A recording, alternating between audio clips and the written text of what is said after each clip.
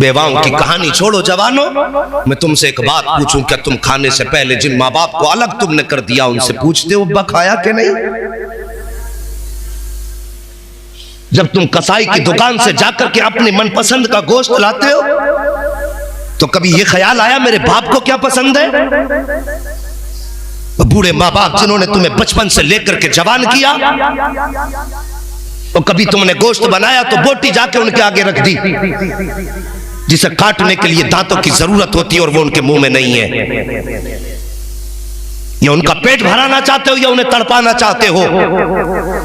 बाप की रजामंदी तो ये थी, अगर तुझे पता था मेरे बाप के दाढ़ दांत कमजोर है तो तू उसके ऐसे खाना बनवाता। कई तरीके ऐसे गोश्त के होते हैं कि जो इंसान सिर्फ मसूड़ों से भी खा सकता है। हम कभी अपने बाप का ख्याल नहीं करते, पड़ोसी का ख्याल खाक करेंगे। याद रखो जवानों, गरीब नवाज की कॉन्फ्रेंस पूरी जिंदगी करना और नस्लों को ये आप वसीयत करके मरना कि जब तक जिंदा रहना मेरे गरीब नवाज के चर्चे करते रहना।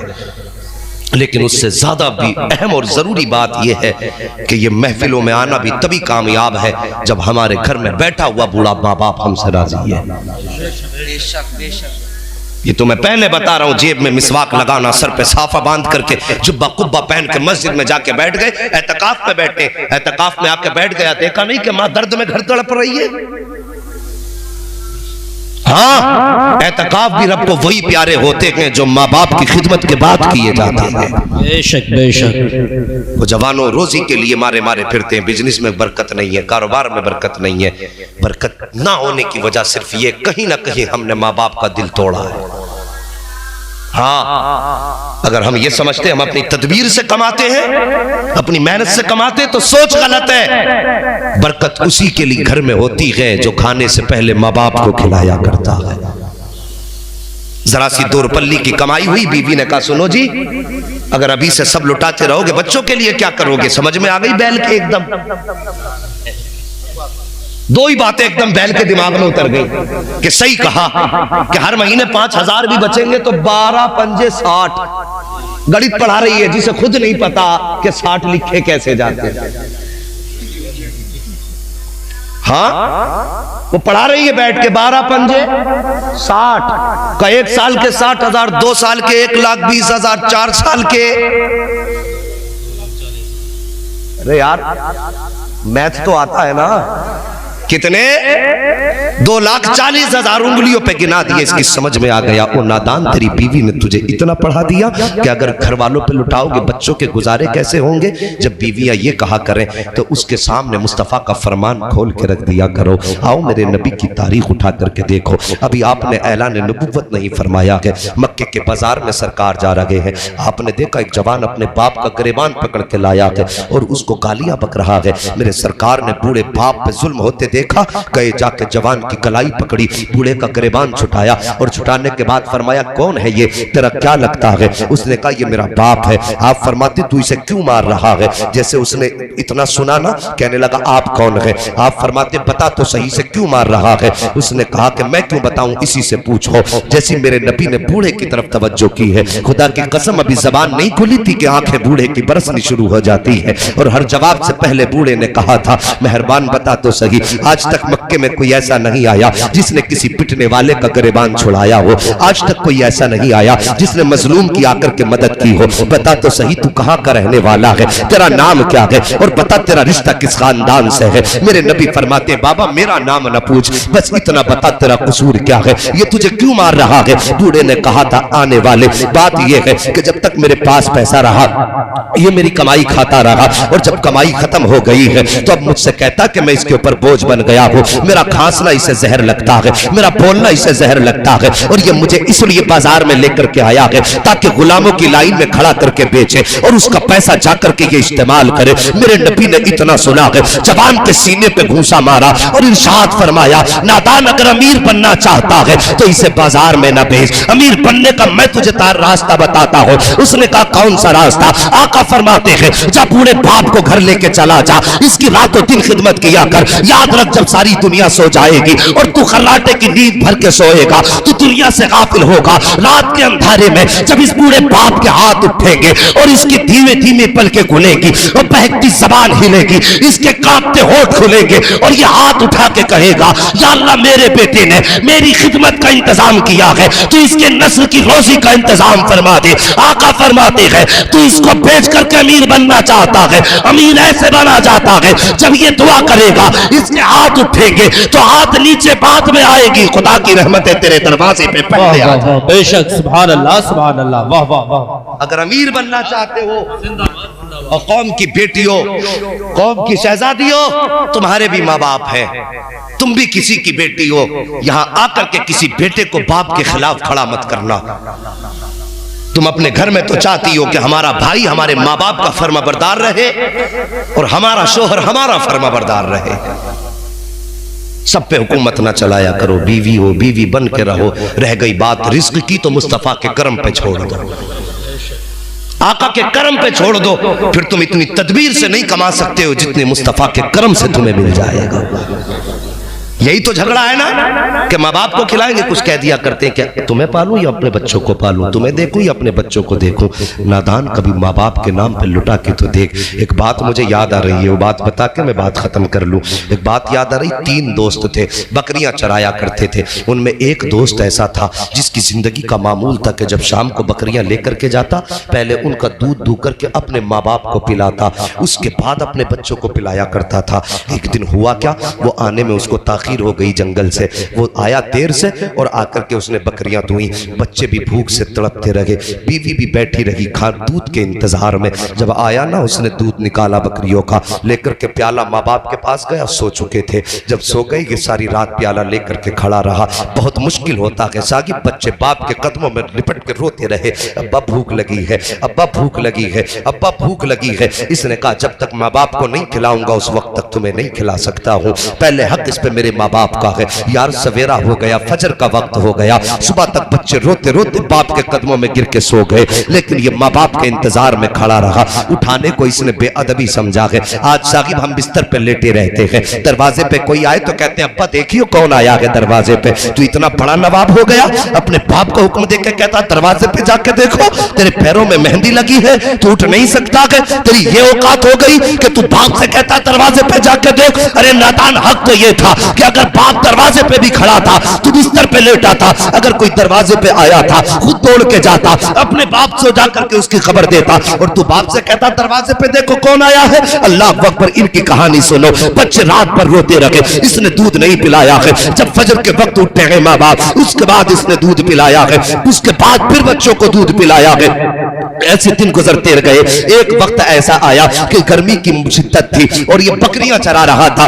पहाड़ के अंदर खाली जगह हुआ करती है जिसे गार भी कहा जाता है, खोह भी कहा जाता है। ये तीनों दोस्त जाकर के उस गार के अंदर धूप से बचने के लिए बैठे। अचानक पत्थर ऊपर से गिरा और गार के मुंह पे आके रुक जाता है, गार के मुंह पे आके रुक जाता है। तीनों ने ताकत लगाई, पत्थर नहीं हटा है। अल्लाह अकबर, 3 दिन हो गए हैं। जब भूख की शिद्दत सताने लगी, जब इन्हें ये लगा कि अब मर जाएंगे, तब इसने कहा था यारो अपने अपने अमल याद करो, अपनी अपनी नेकियां याद करो। सबने अपनी अपनी नेकियां याद की है। सब कहते हैं या अल्लाह मेरी किस नेकी के बदले में पत्थर हटा दे। दूसरे ने कहा या अल्लाह मेरे इस नेकी के बदले में पत्थर हटा दे। फिर इसकी बारी आई है, इसने रो करके अपनी आंखों को भिगोया है और आंसुओं का जेवर चेहरे पे सजाया है। उसके बाद रुख अल्लाह के अर्श की तरफ उठाया है और फिर उसके बाद कहता है या अल्लाह, एक रात में अपने माँ बाप की रजा के लिए रात भर खड़ा रहा था। मेरे मालिक, मैंने बच्चों को दूध नहीं पिलाया था जब तक मेरे माँ बाप ने नहीं पिया था। मैंने बच्चों को रात भर बर्दाश्त किया, लेकिन बच्चों के सामने माँ बाप को मुकद्दम रखा था। या अल्लाह अगर इस अमल से राजी है तो आज मेरी मुसीबत टाल दे। इतना कहना था कि पत्थर खुद ब खुद हटना शुरू हो जाता है, पत्थर हट जाता है। वो साकिब, अगर माँ बाप के वसीले से पत्थर हट सकते हैं तो माँ बाप के वसीले से बुरे दिन भी आए हुए टाले जा सकते हैं। बेशक सुभान अल्लाह। नारे तकबीर, नारे रिसालत, उलमाए अहले सुन्नत, मसलके आला हजरत, मसलके आला हजरत मुफ्ती हम्माद साहब क़िबला जिंदाबाद जिंदाबाद। हर इबादत कबूल है मगर माँ बाप की फर्माबरदारी के बाद। ये याद रखना, हर इबादत कबूल है मगर माँ बाप की फर्माबरदारी के बाद। अगर माँ बाप की फर्माबरदारी नहीं तो समझ लो फिर इबादत कबूल नहीं। याद रखना इस बात को। अल्लाह वालों की तर्ज जिंदगी, उन्होंने कभी माँ बाप को नहीं सताया, माँ बाप के फर्माबरदार रहे।